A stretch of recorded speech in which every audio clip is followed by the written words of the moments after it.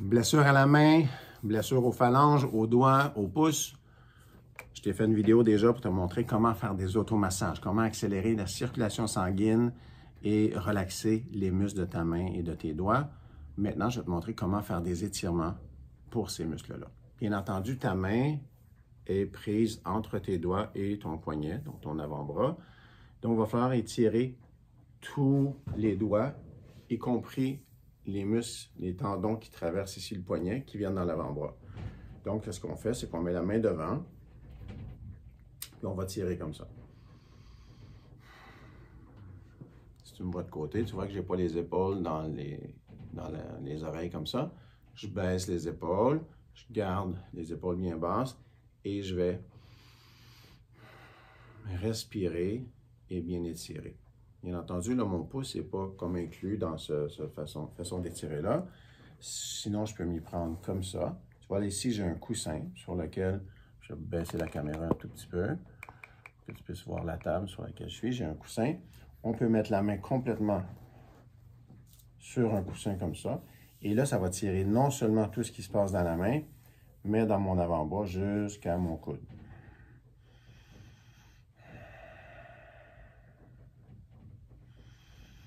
Et je respire bien, calmement, profondément. Je peux garder ça pendant 35, 40, 45 secondes.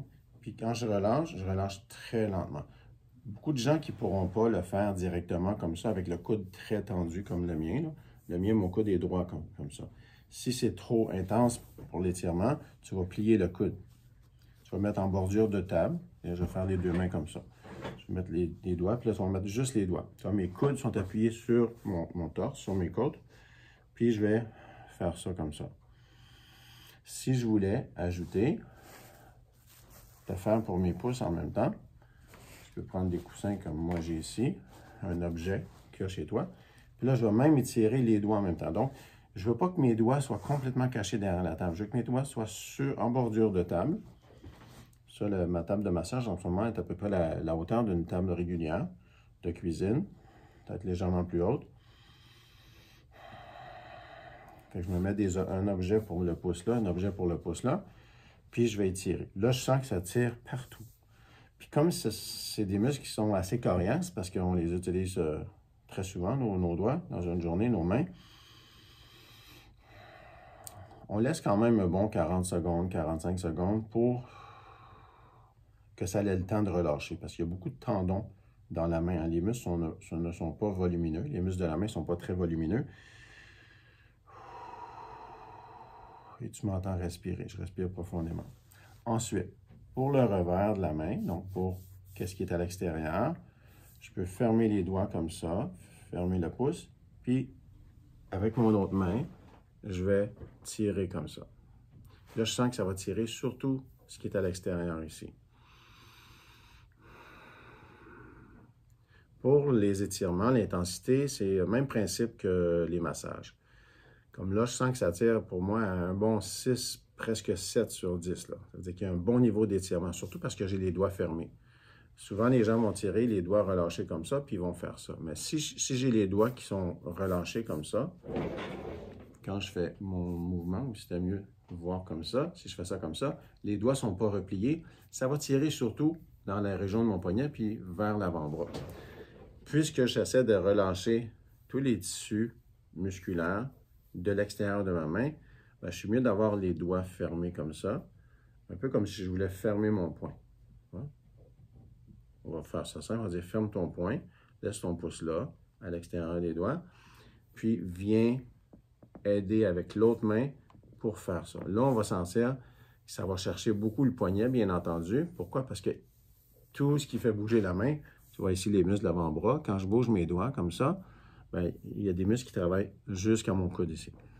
Même chose pour le dessus de ma main. Alors, si je fais ça, puis tu es assez près, tu vois, il y a des mouvements de muscles ici dans mon avant-bras, juste parce que je bouge mes doigts. Puis, si je bouge mon avant-bras, bien là, tu vas voir beaucoup plus la musculature s'activer dans l'avant-bras. Donc, ce qu'on va faire, on va fermer la main, comme je te disais tantôt, le pouce, fermer le poing, puis on va aller chercher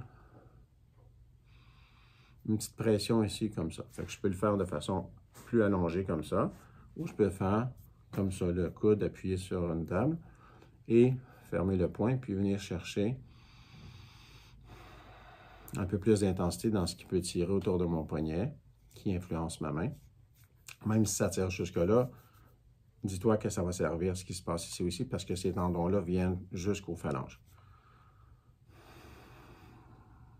Donc, je vais étirer comme ça.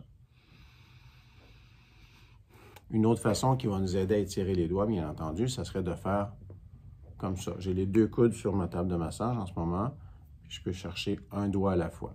Je peux chercher tous les doigts à la fois, comme ça, qui fait un peu l'étirement de tout à l'heure, quand j'avais les mains comme ça sur la table. Mais c'est plus, ça va tirer plus dans la main un petit peu à ce moment-là. Mais ce qui va tirer plus, vraiment plus dans la main, si je tire un doigt à la fois seulement, ça vient chercher tous les dessus de ce doigt-là. Donc, il y a un split, il y a une séparation qui se crée entre les 2 doigts. Donc, je peux aller plus loin avec le doigt qui va faire plus d'étirements ciblés.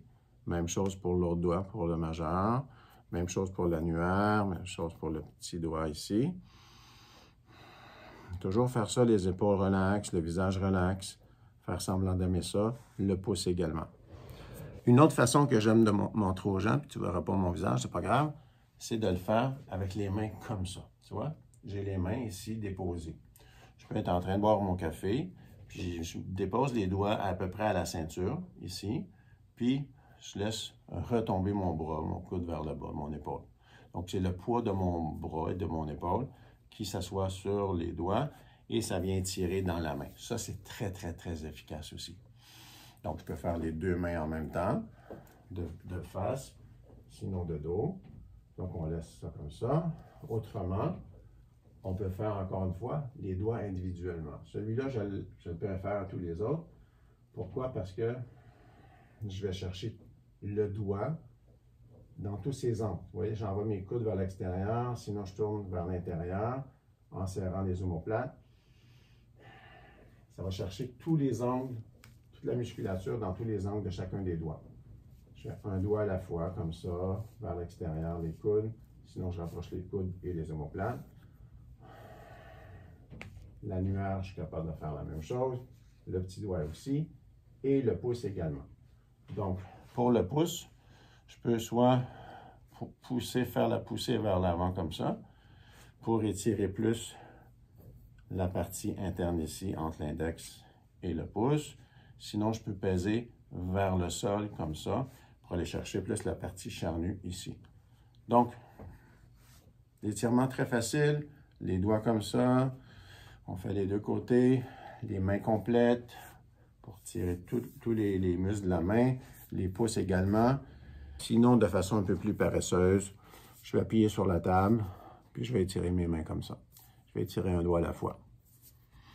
Je peux être en train de discuter avec un ami, je peux être en train de réfléchir à un truc, je peux regarder une émission de télé. Tout ça va faire étirer la main, relâcher la main. Comme je te disais tout à l'heure, ta récupération, la régénération des tissus qui ont été lésés quand tu as eu une blessure à la main, sinon phalange, ça va récupérer plus vite par l'accélération, par la multiplication du nombre de fois que le sang va circuler dans cette région-là, qui va amener les nutriments, tout ce que ça prend pour faire régénérer, ce que le sang va livrer au tissu lésé, et ensuite rapporter les déchets métaboliques avec le système veineux. Aussi simple que ça, chaud, froid, peut être combiné à ça. Puis tu vas être surpris. Une blessure qui normalement récupère en 5 semaines peut être facilement récupérée en 3 semaines. Ensuite, après ça, c'est faire des exercices avec des balles. Ça, c'est très simple. Tu prends une balle, tu écrases. Tu prends une balle, tu écrases. Puis à la fin, tu relâches tes muscles. Ça peut être ça. Une fois que tu sens que beaucoup moins de douleur puis tu es capable de forcer avec la balle, tu peux commencer à faire ces actions d'exercice de renforcement-là, parce que si ta main a moins travaillé que l'autre pendant 4-5 semaines ou 3 semaines, bien, naturellement, ça va prendre un peu plus d'action pour récupérer la force qui a peut-être été un petit peu amoindrie pendant ce temps de repos-là, de récupération. Juste te rappeler un truc en finissant. Merci pour le pouce en l'air, merci de t'abonner, merci de partager aux gens autour de toi, que ce soit pour cette vidéo-là, celle-ci ou les autres que j'ai sur ma chaîne YouTube.